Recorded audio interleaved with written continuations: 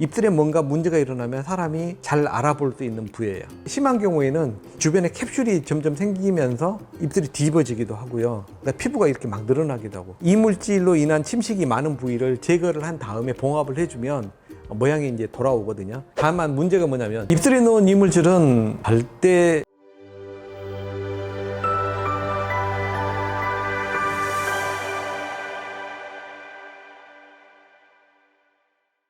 안녕하세요. 성형외과 이지영쌤입니다. 오늘은 입술 필러 이물질의 부작용과 대처 방안에 대해서 말씀드리겠습니다. 입술이라고 하는 부위는 다른 부위랑 다르게 약간 좀 독특한 특징이 있어요. 이빨 앞에 있다는 거거든요. 굉장히 딱딱한 부위죠. 그리고 신축성이 좋아가지고 잘 늘어나고 혈류량도 그만큼 많아지는 부위이기도 해요. 그런 영향 때문에 입술에 뭔가 문제가 일어나면 사람이 잘 알아볼 수 있는 부위예요. 그래서 입술에 뭔가를 넣으면 금방 눈에 띄게 되죠. 특히 이제 이물질 같은 걸 넣은 경우에는 이물질의 특징이 딱딱해지고 결절이 생겨가지고 울퉁불퉁해지고 이런 것들이잖아요. 이게 눈에 다 보여요. 그래서 입술에 이물질 넣은 분들은 눈에 띄기 때문에 캐치하기가 쉽죠. 그리고 혈액순환이 좋다 보니까 한번 확 붙잖아요. 그리고 나면 또 치유가 되면서 가라앉았다가 또 다시 문제가 생기면 또 다시 올라왔다가 자꾸 반복적으로 이런 염증이 생기는 경향이 또 강한 부위가 입술이죠. 여러 가지 부작용들이 생길 수가 있는데, 피부가 튼다거나 혈액순환이 안 좋아지면서 생기는 증상들이 나타날 수가 있어요. 그리고 이물질이 어느 정도 시간이 지나가지고 그 안에 캡슐 같은 게 생기면서 딱딱해지거든요. 그리고 그것들이 하나씩 둘씩 이렇게 생기다 보면 또 울퉁불퉁해지고, 나중에는 입술 전체가 하나의 덩어리처럼 뭔가를 넣은 것 같은 느낌이 확 눈에 띄게 되게 돼요. 심한 경우에는 주변에 캡슐이 점점 생기면서 입술이 뒤집어지기도 하고요. 그러니까 피부가 이렇게 막 늘어나기도 하고, 그런 여러 가지 변형들이 생길 수가 있죠.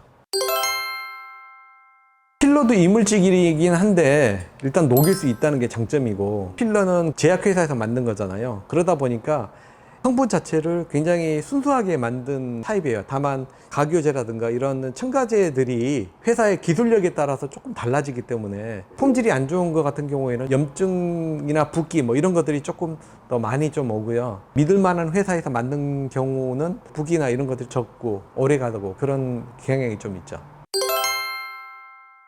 예전에는 필러가 비쌌거든요. 그때 필러를 하나 넣으려면 50만 원, 100만 원 이렇게 했던 시기가 있었어요. 근데 요새는 5만 원, 10만 원, 비싸봐야 한 20만 원에서 30만 원 정도면 이제 한 대 맞을 수 있으니까.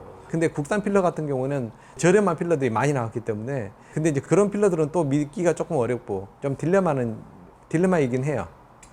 그래서 이제 넣는 필러는 이제 좋은 걸 써요.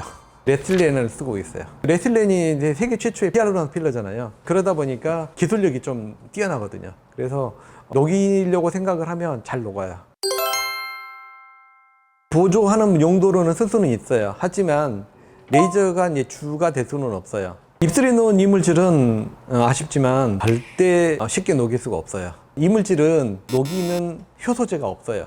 그러다 보니까 무조건 절개해서 제거하는 수밖에 없어요. 그래서 일반적으로 넣는 부위에 따라서 흉터가 생길 수도 있고 생기지 않을 수도 있어요. 대부분은 흉터가 안 생겨요. 왜냐면 이제 입술 안쪽에서 접근을 하거든요. 입술 안쪽에서 절개를 해가지고 입술 축소 수술하는 것처럼 이물질로 인한 침식이 많은 부위를 제거를 한 다음에 봉합을 해주면 모양이 이제 돌아오거든요. 이제 그렇게 수술을 하는 경우가 많죠. 그러다 보니까 수술을 하고 나서도 밖에서는 감쪽같이 좋은 결과를 볼 수가 있어요. 다만 문제가 뭐냐면 입술이 아니라 입술 밑으로 흘러버린 경우가 있어요.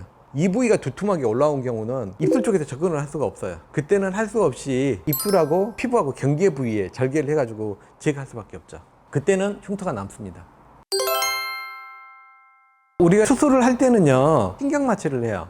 하악골에 보면 이쪽에 이제 신경이 나오거든요.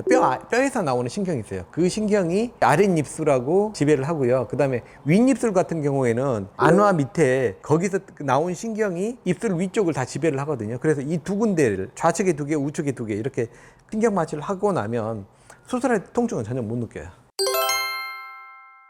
수술을 하고 나면 봉합을 하잖아요. 결국은 봉합을 하고 나면 그 부위가 자극을 받지 말아야 되겠죠. 그 다음에 먹는 약도 잘 먹어야겠고요. 술, 담배 이런 것도 하시면 안 되고요. 빨대 사용하는 거는 금물이라고 보시면 돼요. 빨대로 하게 되면 음압이 걸리기 때문에 봉합한 부위가 터질 수가 있어요.